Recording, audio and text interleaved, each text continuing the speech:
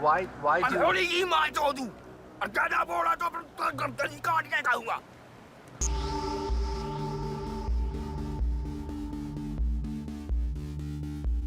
Hello and welcome back to the most amazing channel on the internet. I'm your host Rebecca Felgate, and I thought that you guys would like this video. It seems very on trend with what you like watching on this channel. We have the top 10 scariest cults you don't want to meet. Name me a cult that you do though, hey. Before we get started, it is customary for me to ask you a question, so do take this with a pinch of salt because cults can be pretty bad. But if you were gonna join a cult, what would it be about? The only cult I can see myself joining is like a cheese cult where we basically just eat cheese, you know? Maybe drink a bit of wine, but not like in a culty way. We'll just drink wine and eat cheese and it'll be nice. But maybe I don't need to join a cult for that.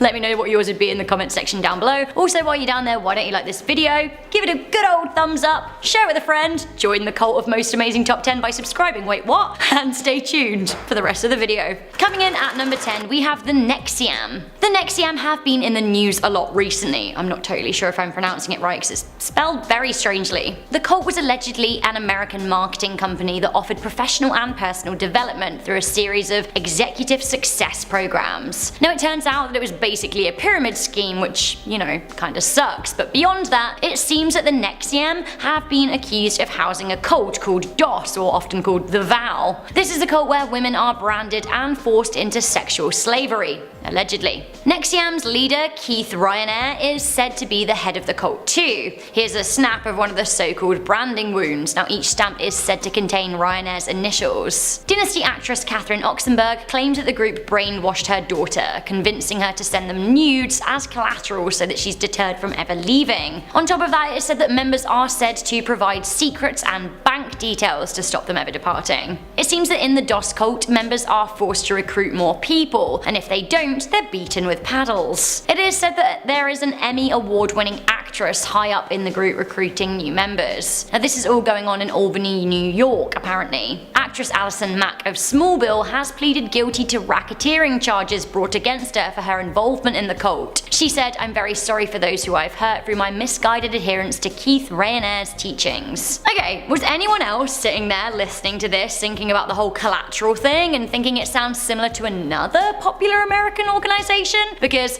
hello, Church of Scientology at number 9. A lot of people consider the Church of Scientology to be a cult, and I mean... Actress Elizabeth Moss has urged people to be more considerate towards people who have different beliefs to them, which I can totally get on board with, but that being said, the rumours surrounding the church are actually pretty intense. The church is famously attended by Tom Cruise. Now if the rumours are to be believed, then the Church of Scientology gets people in with a personality test. It then gets them to work at the church for free or donate a boatload of money in order to proceed to the next level. They are also required to give collateral to the church and sign a billion-year contract to the cause. As they climb up the level, they are taught about the intergalactic overlord Xenu. On the Scientology website, there is a frequently asked question page titled, "Is Scientology a cult?" Now, according to the church themselves, no, it isn't. I quote, "It is a religion in the fullest sense of the word." They would say that though, wouldn't they? Coming in at number 8, we have the cargo cult. The cargo cult story is basically a morality lesson for those thinking of abusing their powers over others. Stephen Tari gathered 6,000 disciples in Papua New Guinea's jungles and encouraged them to be part of his sect. He started wearing white robes to conduct his sermons and preached his own version of gospel, calling himself Black Jesus. His cult relocated to the jungle and lived a somewhat tribalistic existence with Tari at the helm. As well as indoctrinating people to believe he was a holy man, he also encouraged them to do his bidding. He would lead people to murder and eat others. On one occasion, he even slaughtered a virgin that he called his flower girl and encouraged his followers to drink her blood. One mother testified that she was made to drink her own daughter's blood. Now at one point, Tari was sent to jail for his crimes, but he managed to break free and back into the arms of his former cult. However, in 2013, he kinda got his just desserts. The cult went too far when they abducted and killed a 15-year-old schoolgirl from a nearby village. 80 men from her village then set upon Tari ahead of a big feast his cult followers had planned for him. Now he was pretty savagely hacked to death, but probably fair. Authorities in Papua New Guinea are worried that the cult still exists, with a new leader taking charge. Coming in at number 7, we have the Agori sect. Just when you thought you already had enough flesh-eating cults for one video, I am bringing in another, and they have a weird sex ritual thing going on too. Cults. So the Agori sect are involved in an ancient religion. They worship the Hindu goddess Shiva, or sometimes called Kali. Often this goddess is associated with death and destruction. A website I found about the sect told me that when Kali wants satisfaction, the usually celibate sect find a corpse to, you know, I don't need to say it, do I? This isn't the extent of their relations with the dead either. They will also eat their flesh from time to time. They also do believe in spiritual healing and transformative power, which is less threatening. I was almost in a bit of a, you know what, you do you kind of space, so long as they aren't hurting anyone, and the dead people they do, you know, get with are kind of like former cult members that would have consented to that. But anyway, do you know what? After watching a video of the Agori talking to a journalist, I thought, again, maybe this isn't okay. And when I say maybe, I absolutely don't want to tangle with them. So basically the journalist goes to meet them and he's given a crown of teeth to wear, which is one thing. Okay. Alright. Okay. Maybe I'll take this off right now and then... But then the journalist asks a fair question and the answer is very stressful. Have a listen. People on that side of the river are so afraid of the Agori.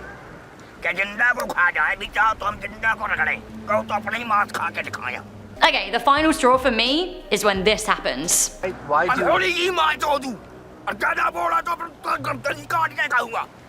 Rightio then. Coming in at number 6, we have the Superior Universal Alignment. Luckily this cult no longer exists, but historically speaking, you wouldn't have wanted to meet them. The SUA was a cult founded by a woman in her mid-70s, Valentina de Andrade. It seems that the cult were prevalent in the 90s in Argentina. Their satanic murder rituals kind of overshadow the group's intentions, but it seems that de Andrade believes that she received a message from aliens that God does not exist, and that actually Jesus himself was an alien who was tasked with bringing about the end of times. Those who purged evil would be saved. How would one go about purging evil? Well, according to the aliens and the SUA, it would be killing boys born after 1981. Before, fine. Afterwards, evil. First, she tried to convince people to give up their children so they could have a spot on her spaceship, but in the end, the cult leader straight up encouraged her followers to abduct boys for sacrifice. In Argentina, at least 19 boys were mutilated and murdered. 5 of them were never found and a bunch more escaped, but some of the escapees had already been castrated.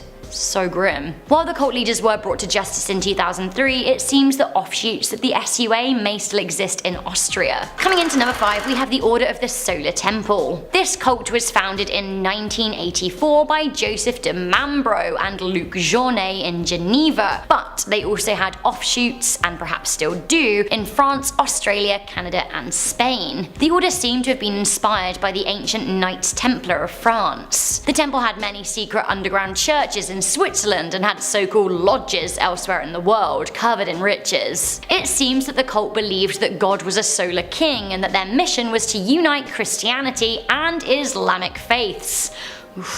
In order to prepare for the second coming, the cult murdered a baby with a wooden stake at a lodge in Quebec.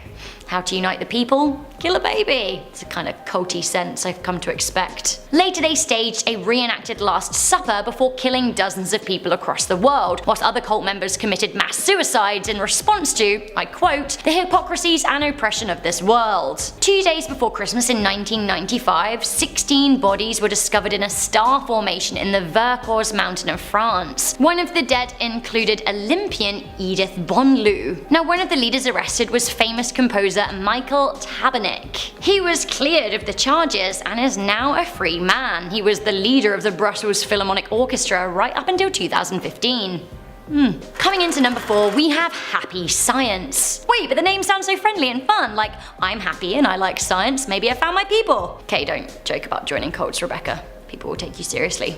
So Happy Science are a new religious and spiritual cult founded by Rhayu Okawa. Did I say that right? I don't know. Happy Science also doesn't have a lot to do with science at all, but they are working on the happy part. How do they get happy? Well, by denying historical massacres, saying they simply didn't happen. Happy Science claim to have 10 million followers around the world, which I do think is a bit of a stretch. They also claim they are in contact with aliens. And I know what you're thinking, but they have picture proof, except these pictures look suspiciously like stills from Star Wars in frames. Coming into number 3, we have the Temple of Lucifer. Vice did a great documentary about Colombia's Temple of Lucifer, and they are a satanic cult led by Victor Damian Rozzo, who claims to be none other than the son of the devil himself. It seems that Rozzo used to be a Catholic, but has decided to give his life to Lucifer and has made it his mission to recruit so-called Luciferians. The Vice video was published in 2017 and has had 2.4 million views. I honestly think it deserves more, it's a pretty interesting watch. So the Church of Lucifer